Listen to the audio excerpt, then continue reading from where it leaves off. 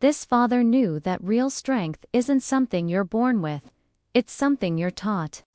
And the most powerful lessons aren't given in lectures, but lived out, day by day. Stick around, because this story might just change how you see strength, family, and the quiet power of a father's love. Imagine a small, weathered house at the edge of a sprawling field. This was where a man named Arthur lived with his son, Leo. Arthur was a farmer, a man whose hands were calloused from years of work, but whose eyes held a gentle wisdom. He wasn't a man of many words. He believed that words were like seeds. You plant them carefully. But it's the sun, the rain, and the tending of the soil that make them grow. His actions were his sun and rain. He taught Leo not by telling him what to do, but by showing him how to be. One scorching summer, a drought hit their land. The earth cracked, the crops withered, and the well ran low. Despair began to creep into the neighboring farms. People complained. They blamed the heavens. They gave up. But not Arthur. Every morning, before the sun was even a suggestion on the horizon, he would wake Leo. Together, they would walk the dusty rows of their fields. Arthur didn't talk about the lack of rain. Instead, he would point to a single, stubborn, sprout, pushing its way through the cracked soil. "Look, Leo," he'd say softly. "Life wants to live. Our job is to help it." They didn't have much water, but they used what they had with intention. They dug deeper around the base of each plant to conserve moisture. They patched irrigation channels that had long been ignored. It was grueling work. Leo's muscles ached, his hands blistered, and some days, he wanted to quit. He'd look at the vast, thirsty field and feel a wave of hopelessness. On one particularly brutal afternoon, Leo threw down his shovel. "It's no use, Dad," he cried, frustration bubbling over. "Everything is dying anyway. Why are we even trying?" Arthur stopped his work. He walked over to his son, not with anger, but with a calm patience that was more powerful than any reprimand. He placed a hand on Leo's shoulder. "We're not trying to stop the drought, son," he said, his voice steady. "We can't control the sky. We can only control what we do right here, on this ground. We work because it's the right thing to do. We show up, especially when it's hard. That, Leo, is discipline. It's not about winning every time. It's about not letting the hardship defeat your spirit." He picked up Leo's shovel and handed it back to him. "Now, let's finish this row. Together." In that moment, Leo learned that courage wasn't the absence of fear or despair. It was the act of picking up your shovel, even when you feel like giving up. Arthur was a guide, a protector. But he didn't shield Leo from the world. He prepared him for it. He knew that a ship is safe in the harbor, but that's not what ships are built for. One day, he took Leo into the nearby woods. He handed Leo a small compass and a map. "I want you to find your way to the old oak tree by the river," he said. "I'll be waiting for you there." Leo was nervous. He had never been this deep in the woods alone. The trees seemed to close in, and every rustle of leaves sounded like a threat. He got lost twice. The first time, panic set in. He wanted to call out for his dad, to run back the way he came.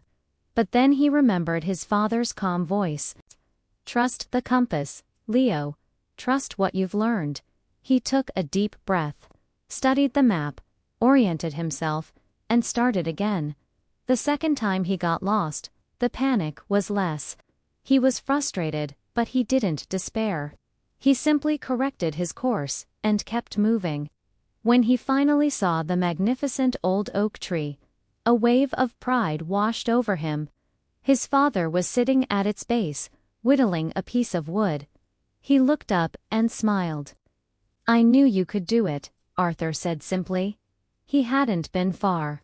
He had been watching, hidden, ready to step in if there was real danger, but allowing his son the space to struggle, to learn, and to find his own way.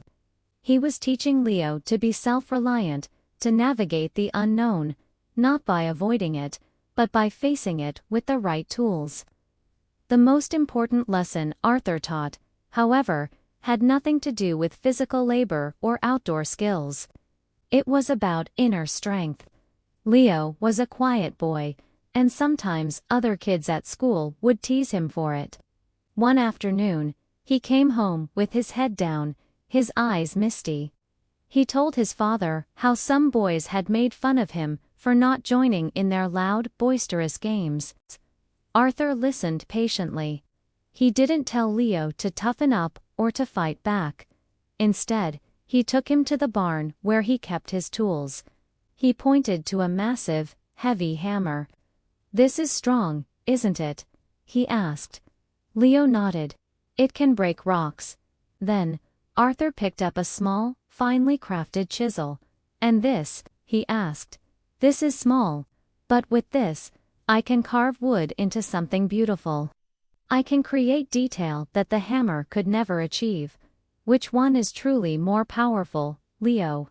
The one that only knows how to destroy, or the one that knows how to create?" He looked his son in the eyes. "Your quiet nature is not a weakness. It's your chisel. It allows you to see things, to listen, to understand the world in a way that loud people never can. True power isn't about being the loudest voice in the room. It's about having confidence in your own voice, no matter how quiet it is. Believe in your own worth, and their words will be like wind against a mountain. They can blow, but they cannot move you." That day, Leo understood. His confidence began to grow, not from the outside in, but from the inside out. He learned that emotional strength was the bedrock of all other strengths. Through these everyday lessons, Arthur instilled in Leo the core values of life. Hard work wasn't a punishment. It was the process of turning effort into results, of building something with your own two hands. He saw it in the way his father meticulously cared for his tools, repaired the fence, and woke up before dawn without complaint. Honesty wasn't just about telling the truth. It was about being true to your word. When a merchant accidentally overpaid Arthur for his crops, Leo watched his father walk all the way back to town to return the extra money, even though they desperately needed it. "A man's integrity is worth more than any amount of coin," Arthur explained. Perseverance wasn't a grand one-time act of heroism. It was the daily commitment to showing up, to picking up the shovel, to facing the drought, to finding your way out of the woods. These weren't lessons taught in a classroom. They were absorbed at the dinner table, in the fields, and in the quiet moments between a father and a son. Years passed. Leo grew into a young man, possessing a quiet strength that was unmistakably his father's legacy. The drought eventually broke, and the farm flourished again. Not just because the rain returned, but because of the resilience that had been cultivated in the dry season. One evening, as they sat on the porch watching the sunset paint the sky, an elderly Arthur looked at his son.